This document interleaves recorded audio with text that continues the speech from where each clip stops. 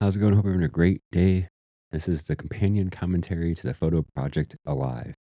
So the interesting thing with this one is this is my first project that actually didn't have a physical version, at this time.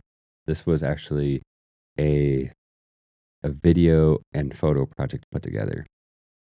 So let's pull up the project. And I still haven't added the videos to the website. I'm still debating on if I'm going to, or if I'm going to add audio, or maybe I'll transcribe each one. So this project's still up just photographically. So this was just a different type of idea where I wanted to get into portraits again.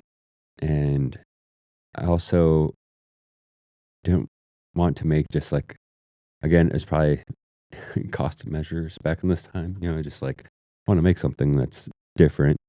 And it was my early stages of photography and YouTube together. You know what I mean? I had it was definitely early on YouTube. I started in 2005. My first video was 2007. It was a skate video, and there were skate videos pretty much up until probably this time. I don't know what the first. I think my first um, photography video on YouTube might be a. It would be a short now, but it's like a 30-second video of me just walking up to the side of a car and shooting a photo. That might be the first one. That's the first back one I can remember, and it was actually on um, uh, road trip with the X100. Uh, might have actually been during. It was during Fancy That. Um, and it was just like a beastmedia.com thing. Like check out beastmedia.com. But yeah, so this is kind of like again early on hybrid photography and adding YouTube to the mix. So basically, I would have a question, and then based off their answer, I might ask a certain question. But I had similar questions for each person in this project. So yeah, so basically, yeah, I'd meet people up, and a lot of these I had the big white board. Had a big white board I just set up behind the person and make the photos. Some of these are broad daylight. This photo here was taken in a skate shop. And I just had a white board behind him and made this photo. Uh, this was taken at outside of a pizza shop.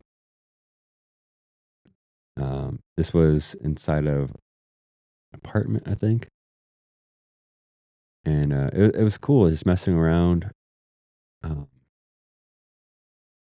with the interview style. And it would be cool, like, now that, like, I'm really kind of thinking about it and sometimes when I, like, am talking out loud about it, makes me answer my own questions of how things should be or how I may want them to be.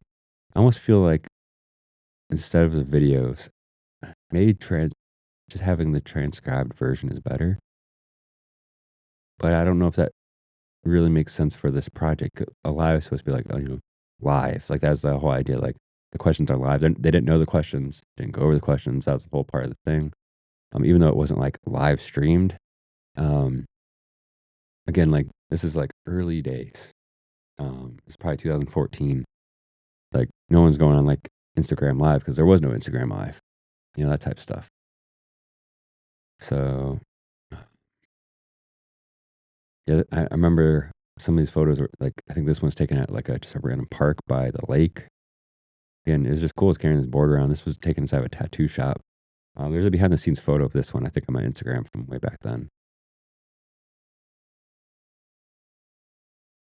This is actually, um, there's a YouTube video where I posted about my Voigtlander, lenses. This is who gave me the Minolta camera that inspired that decision. His name's Pat, aka Doot, aka Homies at Heart. This was taken in a beauty salon.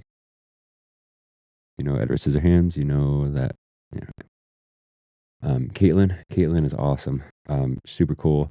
Um, interesting fact is the most recent Unsolved Mysteries on Netflix. The first episode, she's the main person in it. She finds some some bodies, and she's in Unsolved Mysteries. It's really crazy. Yeah, this is Caitlin. She's in it. Check that out. Eddie, great skateboarder. Never really skate with him too much, but This is Christian Svitak, pro skater, um, and his dog, and yeah, classic stuff. This ended up being on a cover of a pet magazine, San Diego Pets magazine. My one and only cover is a pet magazine, which is so funny. You need to think about that.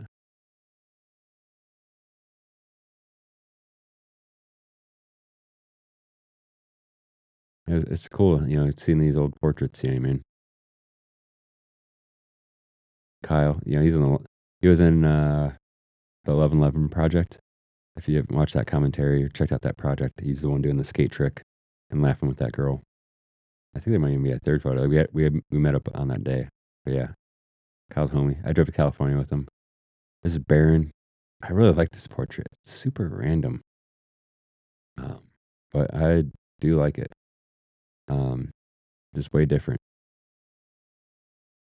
So yeah, it was basically an interview series with portraits, and I actually had an aLive 2 prepped and ready to go.